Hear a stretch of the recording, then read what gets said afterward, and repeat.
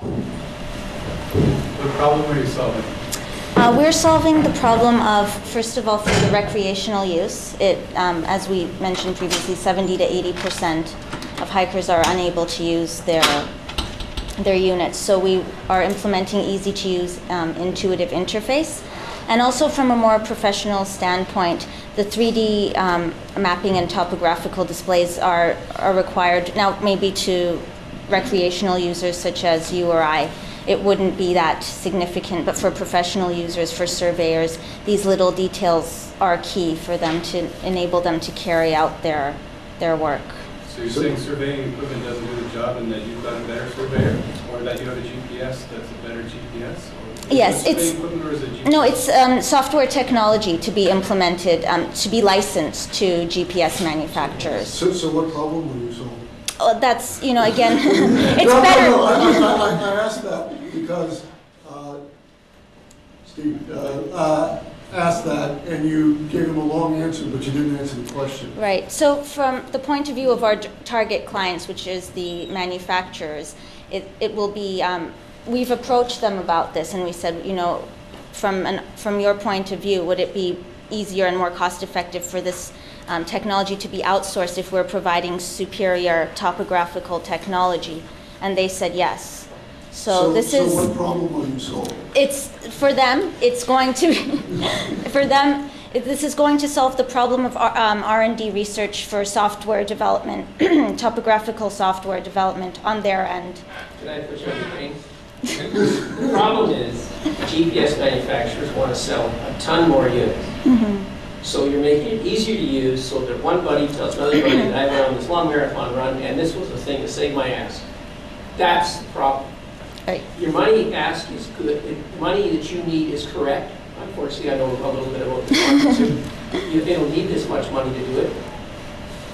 I was disappointed. Your marketing study can be 50% financed by IRAP, the NRC. It's only available in Canada, up to $35,000. So that's a pragmatic thing. In your marketing, brochures do nothing. Don't spend your money on a brochure. Put the money on the website. Talk to clients about clients. Eventually, who do you want to read the website? Okay. Who? We want it. It's mostly going to be read by manufacturers, by our target clients. So, right. So you basically are putting up technical information. Now, if you think about a software product, I didn't see any discussion about support. You had cost distribution, but support and customers are stupid. So they're going to put this in Garmin. Is Garmin going to explain why this doesn't work and that doesn't work? So that's something else, unfortunately. I think this one I would invest in. Thank you. Make sure you get his business. Yes, we will. He's got $1 million. You gave him $1 million. That's right, he's got $1 million. That's that first. Yeah, we got our first million. You might have a checkbook, too. But about the GPS forest industries and the professional user, we have in our management team one of the engineers who has connection with this industry, and it's a problem. They have a problem when they work with their GPS handler. So we solve this problem. For 7 years, I was CEO of a company that did cartography software, and so I know a little bit about this market. And I currently write for Practical Sailor magazine, and I review navigation software. And there's a 3D BATLY feature, and it's still cartography basically. So I know all their players, and you didn't tell me anything that made me understand why all the GPSs would standardize their interfaces so they all had essentially the same look and feel to the customers, so they could not differentiate their products. So what's the incentive for them to buy a standard interface which makes them look bog standard and just takes away their competitive advantage? Now, I admit that some of their interfaces do need help, but if you're saying we're providing the same thing to everybody, from a consumer's point of view, that's good. But you need some way of personalizing it so that there's an API or something, they can take your standard interface and add their extra special sauce. So yes, you've got this common baseline, but they're still special in some way that they're adding their value added on top of that. Otherwise, they're just not going to be interested in what you're taking away their competitive advantage from that point of view. Right. Well, there's no reason that they have to be exactly identical. We are, willing to, if need be, to. Okay, don't defend it right now. Okay. Give the other We've been given investors the an hook. opportunity to help you out. Anybody else want to offer any suggestions or feedback? I'll just say very quickly, I thought you spent way too much time on your marketing strategy as opposed to the market. I don't need to know how much you're going to spend for your brochures, I mean, not at this stage yet. Okay. So it's really about establishing the market.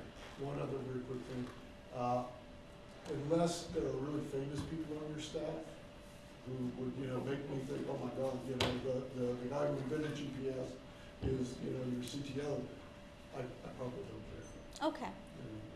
But they have a chief research I actually would disagree. Oh, okay. Respectfully. Okay. I think that it's one of the most important things is the team, and I wonder who they are. Okay. But how do you judge if there's just a bunch of names, right?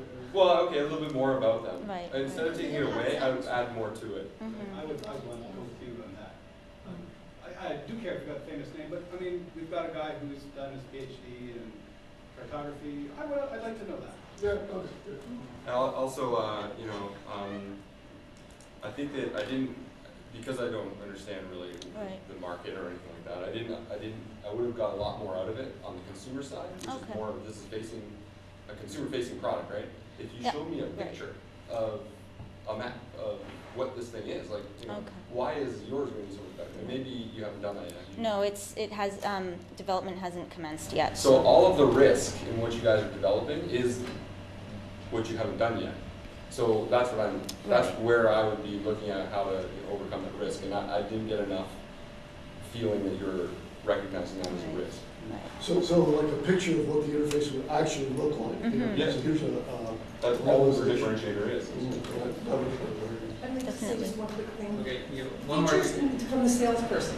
The features and benefits are really two different things. And what I'm hearing is you mentioned a lot about the features, Mhm. but not about a lot about benefits. Okay. And so that's just sort of a general thought, is when you're selling to somebody, it doesn't matter that it's a fast-growing company. What does matter, because we're going to bring that's just the feature. Mhm. The benefit is, that means you're going to be able to have a good exit strategy. That means that you're going to be able to, share price is going to increase. It means a lot of things. So Right, we find right. out those benefits and not spend a lot of time on features. Okay. One general thing that I will mention, in the end, what you are trying to directly is to sell a vision, not the pro forma details.